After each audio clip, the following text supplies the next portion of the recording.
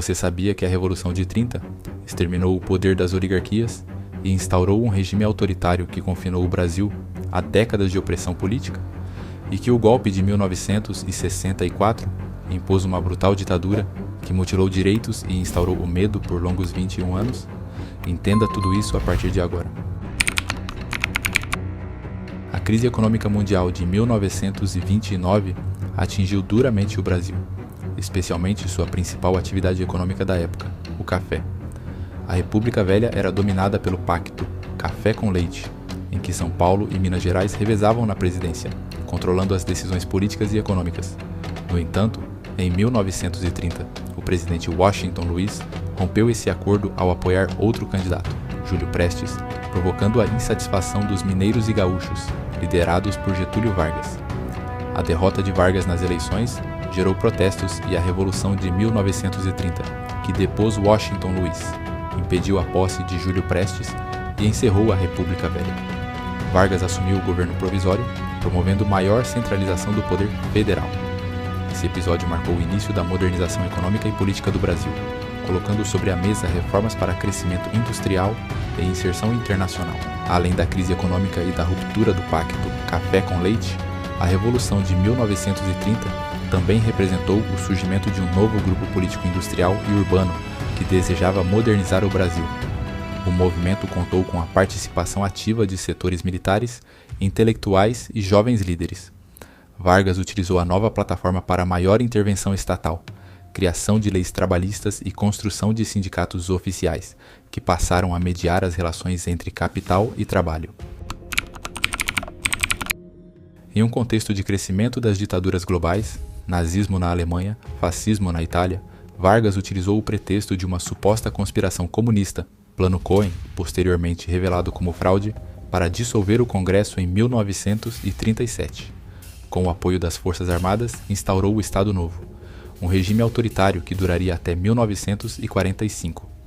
O governo passou a controlar diretamente as instituições políticas, censurar a imprensa e restringir liberdades civis. A industrialização foi acelerada, com o Estado investindo em infraestrutura e empresas públicas, preparando o país para maior autonomia econômica. Inicialmente, o Brasil manteve uma neutralidade estratégica diante da Segunda Guerra Mundial, mas em 1942 entrou na guerra ao lado dos aliados, enviando a Força Expedicionária Brasileira para combater na Europa. Durante o Estado Novo, houve a criação de órgãos importantes para o Estado brasileiro, como o Departamento de Imprensa e Propaganda, DIP, que controlava a informação e propagava a ideologia oficial. O regime também promoveu a centralização administrativa, extinguindo legislações estaduais conflitantes. Foi nessa fase que o Brasil começou a investir com mais força em infraestrutura, como a criação da Companhia Siderúrgica Nacional, CSN, e o fortalecimento da Petrobras, buscando reduzir a dependência externa.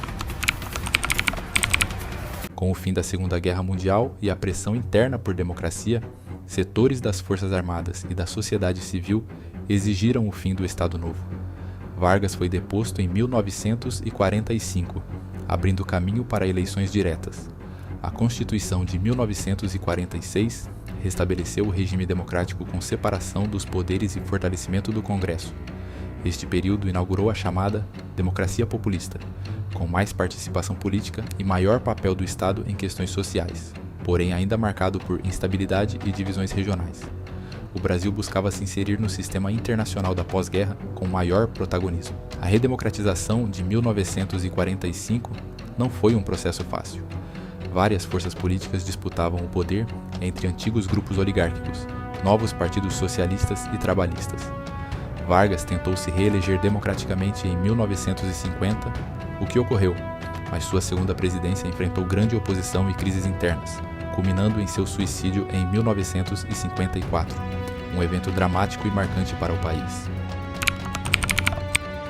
O governo João Goulart, que sucedeu Jânio Quadros, enfrentava dificuldades crescentes em meio à polarização da Guerra Fria. As tensões sociais, econômicas e políticas, somadas à pressão de setores conservadores e militares que temiam a inclinação de Goulart para reformas consideradas esquerdistas ou comunistas, culminaram no golpe de 1964.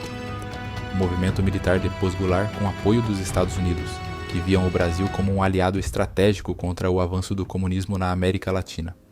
A ditadura que se instalou durou 21 anos, promovendo censura, perseguição a opositores e repressão aos movimentos sociais.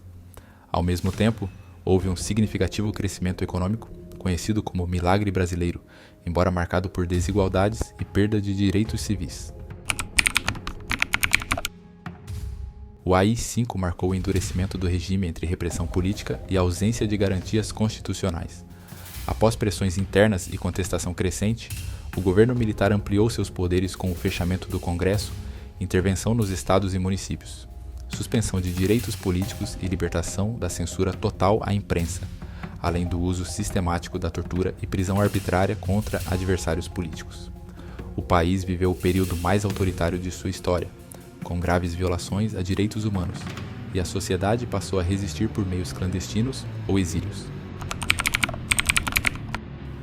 Na esteira da crise econômica mundial e do desgaste da ditadura, o movimento chamado Abertura iniciou a transição para um governo civil.